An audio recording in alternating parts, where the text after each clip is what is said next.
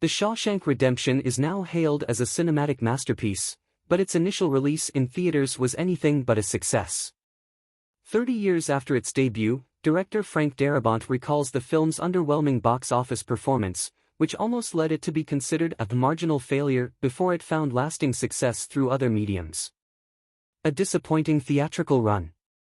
Upon its release in 1994, The Shawshank Redemption barely earned back its $25 million production budget, grossing under $30 million worldwide. Despite the film's deep themes and compelling narrative, it struggled to attract audiences in its initial run. Darabont, speaking to the Daily Beast, explained that the movie's theatrical run was kind of a marginal failure. Its fortunes changed after receiving 7 Academy Award nominations, which piqued people's interest and led to the film becoming the most rented video of 1995.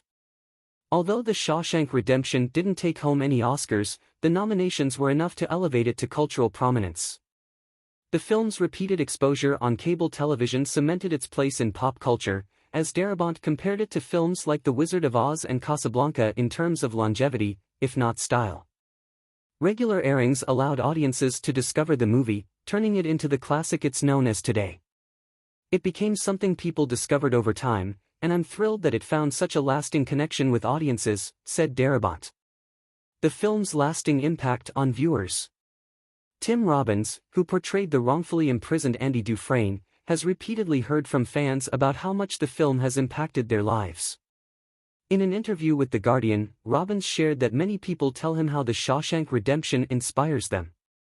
He expressed deep gratitude for being part of a project that resonates so strongly with viewers, some of whom have seen the film dozens of times. Morgan Freeman, who played Andy's friend Red, attributed part of the film's poor box office performance to its complicated title. On The Graham Norton Show, Freeman humorously recounted how many moviegoers couldn't remember the name of the film, with some even misnaming it as The Hudsucker Reduction or other garbled titles.